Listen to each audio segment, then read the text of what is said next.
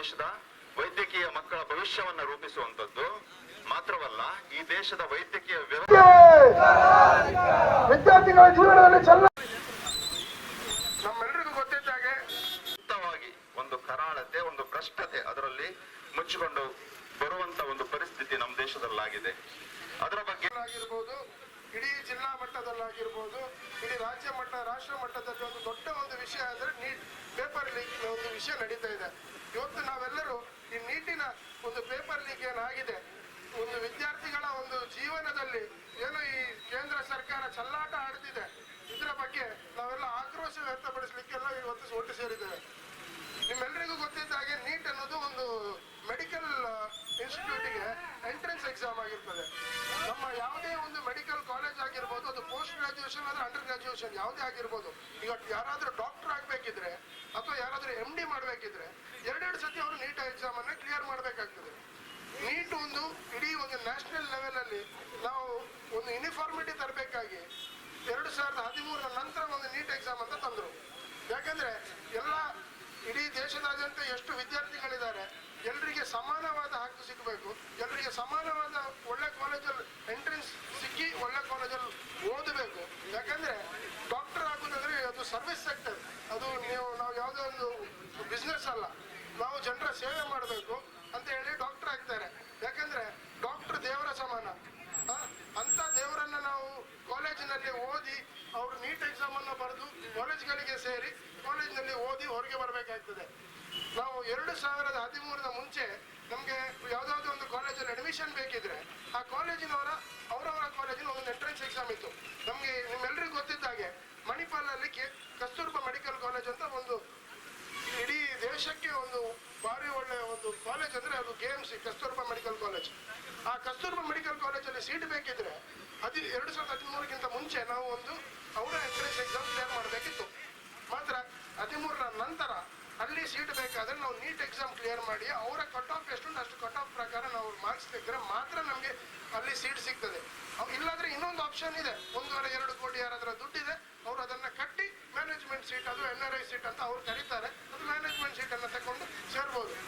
ಎಲ್ಲ ವಿದ್ಯಾರ್ಥಿಗಳ ಹತ್ರ ಹಣ ಇಲ್ಲ, ಡಾಕ್ಟರ್ ಆಗೋ ಆಸೆ ಎಲ್ರಿಗೂ ಇದೆ, ಆದ್ರೆ 1.5-2 ಕೋಟಿ ಖರ್ಚು ಮಾಡ್ಲಿಕ್ಕೆ ಪೋಷಕರ ಹತ್ರ ಹಣ ಇಲ್ಲ. ಯಾಕಂದ್ರೆ ಈಗದ ಒಂದು ಕಾಲದಲ್ಲಿ ಬೆಲೆ ಏರಿಕೆ ಎಲ್ಲ ಇರುವ ಕಾರಣದಲ್ಲಿ ಪೋಷಕರು ಸ್ಕೂಲ್ ಮಕ್ಕಳ ಕರೆಕ್ಟ್ ಫೀಸ್ ಅನ್ನ ಕಟ್ಟಲಿಕ್ಕೆ ಕಷ್ಟ ಬಿಡ್ತಾರೆ.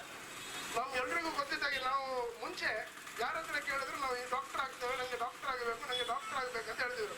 ಈಗ ಜನರ ಮನಸ್ಥಿತಿ ಹೀಗಾಗಿದೆ ಅಂದ್ರೆ ನೀಟ್ ಎಕ್ಸಾಮ್ ಬಂದು ನಮ್ಗೆ ಕ್ಲಿಯರ್ ಮಾಡ್ಲಿಕ್ಕೆ ಆಗುದಿಲ್ಲ, ನಮ್ಮ ಮನೆಯಲ್ಲಿ ದುಡ್ಡಿಲ್ಲ, ನಾವು ಡಾಕ್ಟರ್ ಆಗ್ಲಿಕ್ಕೆ ಸಾಧ್ಯ ಇಲ್ಲ ಅಂತ. ಈಗ ನೀಟ್ ಎಕ್ಸಾಮ್ ಒಂದು ನ್ಯಾಷನಲ್ ಲೆವೆಲ್ ಎಕ್ಸಾಮ್, ಅದರಲ್ಲಿ ಟೋಟಲ್ ನಿಮ್ಗೆ ಒಂದು ರೈಟ್ ಕ್ವಶನ್ ಬಂದ್ರೆ ನಿಮ್ಗೆ 4 ಮಾರ್ಕ್ಗಳನ್ನ ಸಿಗ್ತದೆ. ಒಂದು ಕ್ವಶನ್ ರಾಂಗ್ ಆದ್ರೆ ಅದಕ್ಕೆ 1 ಮಾರ್ಕ್ ಮೈನಸ್ ಆಗ್ತದೆ. ಇದು ನೀಟ್ ಮಾರ್ಕಿನ ಎಕ್ಸಾಮಿನೇಷನ್ ಕರೆಕ್ಷನ್ ಪ್ಯಾಟರ್ನ್. 720ರಲ್ಲಿ ಆ ಎಕ್ಸಾಮಿನೇಷನ್ ನಡೀತದೆ. ಇನ್ ಕೇಸ್ ನಾವು ಒಂದು ಕ್ವಶನ್ ಅನ್ನ ಸರಿಯಾಗಿ ಬರೆದ್ರೆ ನಿಮ್ಗೆ 4 ಮಾರ್ಕ್ ಇದು, ಒಂದು ಕ್ವಶನ್ ತಪ್ಪು ಮಾಡಿದ್ರೆ ಅದ್ರಲ್ಲಿ -1 ಆಗ್ತದೆ. ಈಗ 2022ರಲ್ಲಿ ಒಂದೇ ಒಂದು ಸ್ಟೂಡೆಂಟಿಗೆ 720ರಲ್ಲಿ 720 ಬರಲಿಲ್ಲ, ಬಂದದ್ದು 715. 2023ರಲ್ಲಿ 2 ಸ್ಟೂಡೆಂಟ್ಗಳಿಗೆ ಟಾಪರ್ ಆಗ್ತಾರೆ, 720ರಲ್ಲಿ 720 ಸ್ಕೋರ್ ತೆಗಿತಾರೆ.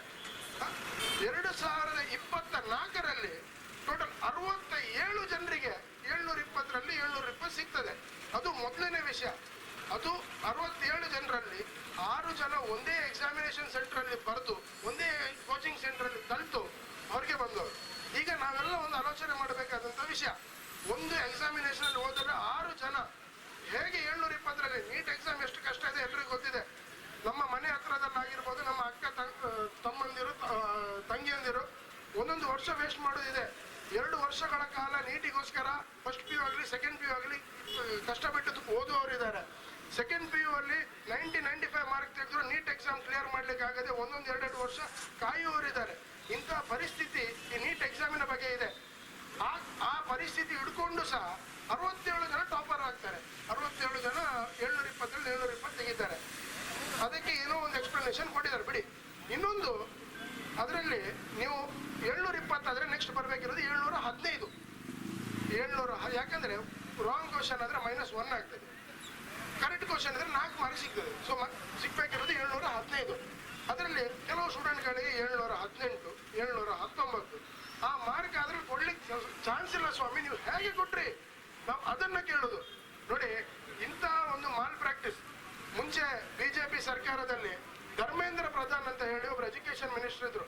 ಎಜುಕೇಶನ್ ಮಿನಿಸ್ಟ್ರಿ ಒಂದು ಪವರ್ಫುಲ್ ಪೋರ್ಟ್ಫೋಲಿಯೋ.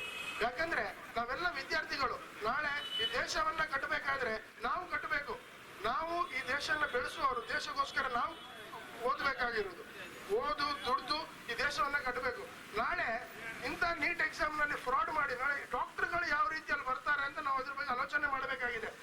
ಧರ್ಮೇಂದ್ರ ಪ್ರಧಾನ್ ಅವರು ಅವರ ಮುಂಚೆ ದಿನಗಳಲ್ಲಿ ನೋಡಿದ್ರೆ ಕೋವಿಡ್ ಅಲ್ಲಿ ಎಲೆಕ್ಟ್ರಲ್ ಬಾಂಡ್ಸ್ ಕಲೆಕ್ಟ್ ಮಾಡಿದ್ರು. ಅವರ ಅದಾನಿ ಅಂಬಾನಿ ಅವರ ಹತ್ರ ಬೇರೆ ಬೇರೆ ಕಂಪನಿಯಿಂದ ಎಲೆಕ್ಟ್ರಲ್ ಬಾಂಡ್ಸ್ ಕಲೆಕ್ಟ್ ಮಾಡಿದ್ರು.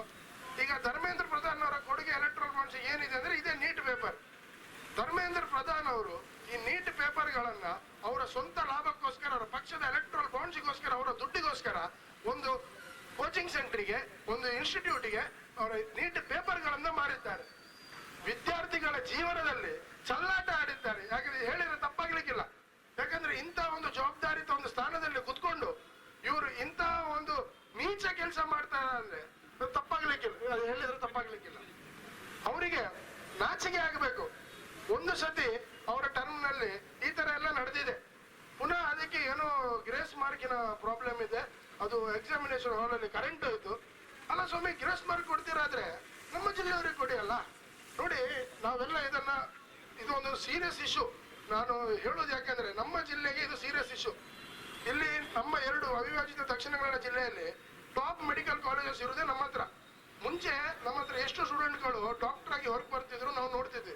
ಈಗ ಎಷ್ಟು ನಾರ್ತ್ ಇಂಡಿಯನ್ ಸ್ಟೂಡೆಂಟ್ಗಳು, ನಮ್ಮ ವಿದ್ಯಾರ್ಥಿಗಳು ಎಲ್ಲ ಪ್ರಾಮಾಣಿಕರು.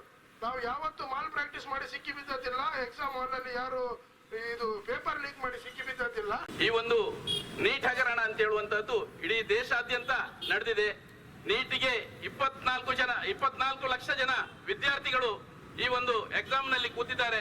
ಆ ಎಕ್ಸಾಮ್ ನಲ್ಲಿ ಬಹಳಷ್ಟು ಹಗರಣ ನಡೆದಿದೆ. ಯಾಕಂತ ಹೇಳಿದ್ರೆ ಹರಿಯಾಣದಲ್ಲಿ ನಡೆದಂತ ಈ ಒಂದು ಅಕ್ರಮ ಇಡೀ ದೇಶಾದ್ಯಂತ ಪಸರಿಸಿದೆ. ಆದ್ರಿಂದ ಬಹಳಷ್ಟು ವಿದ್ಯಾರ್ಥಿಗಳ ಜೀವನದಲ್ಲಿ ಚೆಲ್ಲಾಟವನ್ನು ಆಡಿದ್ದಾರೆ. ಆದ್ರಿಂದ ಧರ್ಮೇಂದ್ರ ಪ್ರಧಾನ್, ಶಿಕ್ಷಣ ಮಂತ್ರಿಗಳಾಗಿರುವಂತ ಧರ್ಮೇಂದ್ರ ಪ್ರಧಾನ್ ಅವರು ಈ ಕೂಡಲೇ ರಾಜೀನಾಮೆಯನ್ನು ನೀಡಬೇಕಂತ ಹೇಳಿ ನಾನು ಈ ಸಂದರ್ಭದಲ್ಲಿ ಆಗ್ರಹಿಸ್ತೇನೆ. ಯಾಕಂತ ಹೇಳಿದ್ರೆ ವಿದ್ಯಾರ್ಥಿಗಳಿರ್ಬೋದು, ಹೆತ್ತವರು ಇರ್ಬೋದು, ತಮ್ಮ ಮಕ್ಕಳು ವೈದ್ಯಕೀಯಕ್ಕೆ ಹೋಗ್ಬೇಕಂತ ಹೇಳಿ ಬಹಳಷ್ಟು ಹಗಲಿರುಳು ವರ್ಷಾನುಗಟ್ಟಲೆ ಈ ಒಂದು ಪರೀಕ್ಷೆಗಾಗಿ ತಯಾರಿಯನ್ನು ಮಾಡ್ಕೊಂಡಿರ್ತಾರೆ. ಆದ್ರೆ ಈ ಒಂದು ಪರೀಕ್ಷೆಯಲ್ಲಿ ಇಂತಹ ಒಂದು ಅಕ್ರಮ ನಡೆದರೆ ಬಹಳಷ್ಟು ವಿದ್ಯಾರ್ಥಿಗಳ ಜೀವನಕ್ಕೆ ತೊಂದರೆ ಆಗಿದೆ.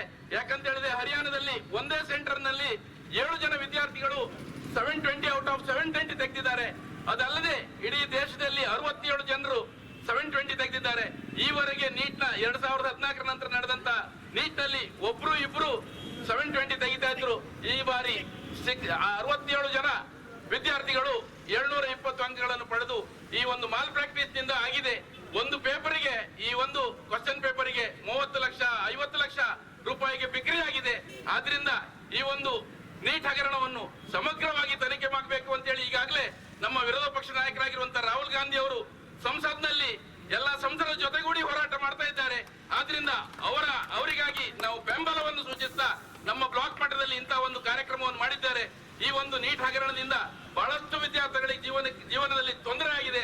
ಹಾಗೆ ನಮ್ಮ ಮಾಜಿ ಮುಖ್ಯಮಂತ್ರಿಗಳಾಗಿರುವಂತ ವೀರಪ್ಪ ಮೊಯ್ಲಿ ಅವರು ಸಿಇಟಿ ತಂದು ಹಳ್ಳಿಗಳಲ್ಲಿ ನಮ್ಮ ವಿದ್ಯಾರ್ಥಿಗಳಿಗೆ, ಬಡ ವಿದ್ಯಾರ್ಥಿಗಳಿಗೆ, ಮಧ್ಯಮ ವರ್ಗದ ವಿದ್ಯಾರ್ಥಿಗಳಿಗೆ ಇಂಜಿನಿಯರಿಂಗ್ ಆಗ್ಬೋದು, ಮೆಡಿಕಲ್ ನಲ್ಲಿ ಆಗ್ಬೋದು, ಅವರಿಗೆ ಅವಕಾಶ ಸಿಕ್ಕಿದೆ.